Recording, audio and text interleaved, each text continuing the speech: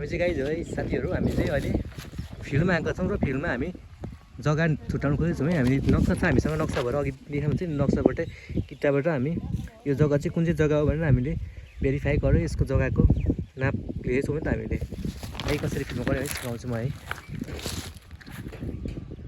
ल हामी जग्गा नाचिरहेको छौँ। हामी त्यहाँ हामीसँग रोड छ, रोडबाट हामी ल्याएर यो प्लटलाई छुट्याइरहेको छौँ। हामी पर्मानेन्ट स्ट्रक्चर रोड भएको कारणले गर्दा है फेरि रोडलाई लिएर बेस मानेर हामीले गरिरहेको छौँ। हामीले छुट्याएको छौँ तपाईँहरूले हेर्नुलाई त।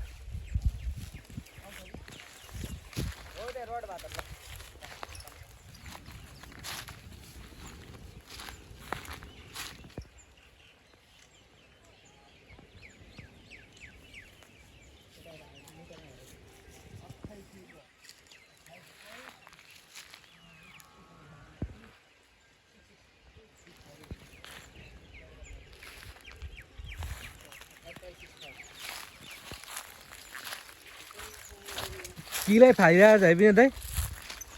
मैले त नक्सा हेरेर गएर किला यहाँ थियो भनेर भन्दै नि। यो जहिले पनि यो नक्सा हेर्दा चाहिँ जहिले पनि नर्थतिर पारेर हेर्ने। नर्थ भनेको यो लेखेको हुन्छ नि, भनेपछि यो नर्थ भयो यसरी बस्ने होइन, यसरी बस्यो। तर यो तल -2 2500को स्केल होइन, स्केल भयो होइन। भनेपछि पहिलाको साबीको वडा नम्बर यति रहेछ होइन, यो पहिलाको हो। भनेपछि त्यहाँ हेरेर त त्यहाँ जग्गामा चाहिँ अलरेडी किता छुट्याइसकेको छ होइन, अनि किता अनि अब हामीलाई यहाँ त्यति गाह्रो पनि हुन्न कि छुट्याउनलाई, त्यहाँ छुट्याइसकेको छ। अब तिमीबाट नाप्दा चाहिँ हामीलाई सहिलो भयो नि त छुट्याउन नि, अब त्यहाँको मान्छेसँग सोद्धा हुन्छ हामीलाई। अनि यो चाहिँ केटा नक्सा हेर्दा चाहिँ हो यो देखाएको चाहिँ यो सिमाना है, यता कतै पहिलाको सिमाना थियो होला होइन त्यो भनेको। अनि यो देखाएको छ नि हो, यो चाहिँ रोड हो है, यहाँ रोड गएको छ, यो रोड छ, रोड हो यो चाहिँ। अनि अगाडि चाहिँ यो चाहिँ किन यो चाहिँ त्यहाँ रोड छ, अहिले त्यहाँ रोड छ नि, त्योभन्दा उताको चाहिँ पहिला अर्कै वडा रहेछ। त्यही भएर त्यो कारणले चाहिँ त्यो नक्सा चाहिँ यहाँ छैन है, बुझ्यौ नि। अनि अहिले हेर्न लागेको जग्गा चाहिँ हामी हेर्न लागेको चाहिँ हो योवाला है, यो 1648 वाला हो यो है। यो चाहिँ यहाँ यसरी रोड गएको छ, यसरी बसिरहेको नि जग्गा, यसरी नै चाहिँ हामी यसरी पनि बसिरहेको छौँ होइन। अनि हामीले यो पनि छुट्याइन्छ अहिले, यो हो यो अगाडि यो त्यहाँ ट्याग पनि छुट्याइन्छ होइन। भनेपछि अब सबैभन्दा पहिला चाहिँ अब के गर्नु पऱ्यो भन्दा चाहिँ तिमीले अब पहिला त्यहाँ अलरेडी किता छुट्याइसकेको छ होइन। अनि त्यहाँ अब तिमीले सोध्छौ, म हेर्छु मात्रै। तिमीले चाहिँ बाबासँग सोधेर त्यहाँ अङ्कल कोसिस हुन्छ, त्यहाँ बन्ने घर कुन हो, त्यहाँबाट चाहिँ स्केलले नापेर अनि यता हेर।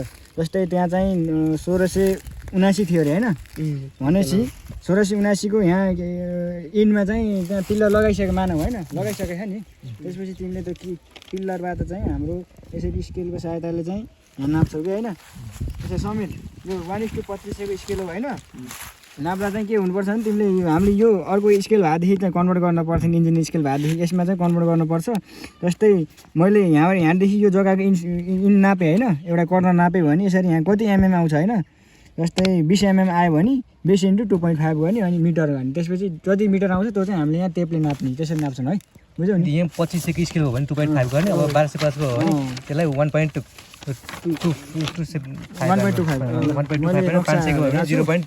सबैसँग स्केल छ झोला झिका त। ल कसले कति नाप्छौ त्यसपछि बुझौँ ल। अलिअलि छुट्याइसकेको छ एउटा 1618 सबैले त्यही लाग्यो। टेप लियो केटा, स्केल ल्याएन समिललाई भन्नु।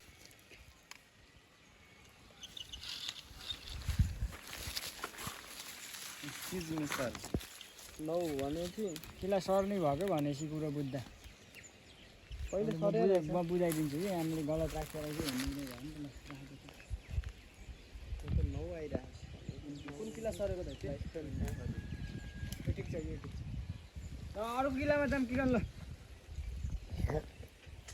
यसलाई नारायण क्यान्टिन रेडी पाएको छ भन्नु। 14 × 2.5 हान त्यो 5 मिटर छ ठिकै छ। त्यो अमिनले राखेको यहीँ तिमी हिँड्छ नि समीर, तिमी हिँड्यौ क्या 35 मिटर। ल हेर त केटा 35 को आसपास आयो भने ट्याक्कै मिल्नु पर्यो। हाम्रो सर्वे इन्जिनियर हुनुहुन्छ उहाँ चाहिँ है, हामी सर्वे गर्दैछौँ नि त है। सर्वे इन्जिनियरले सर्वे गर्दै हुनुहुन्छ यहाँनिर होइन सर्वे सर?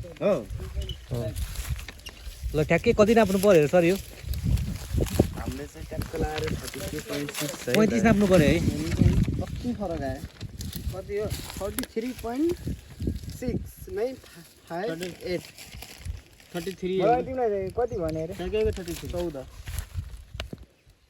13.5 इन्टु 2.5 हानेको 13 यति राख मिल्छ कि यो 33.75 33 आयो कि 33 6 भनेको आयो नि त बुझ्यौ नि यो अल्टिमिटको तन्के हैन नत्र ल ठिक छ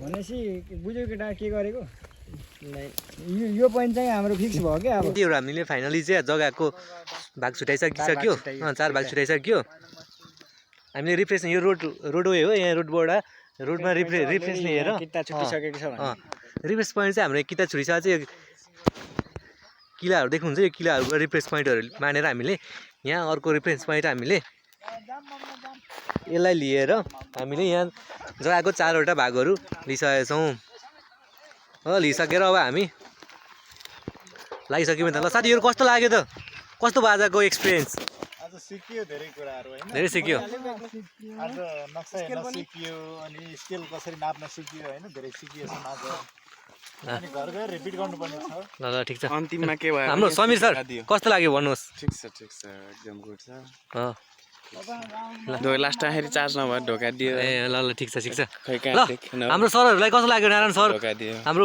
टाइगर सर एकदम धेरै राम्रो कस्तो? लाग्यो।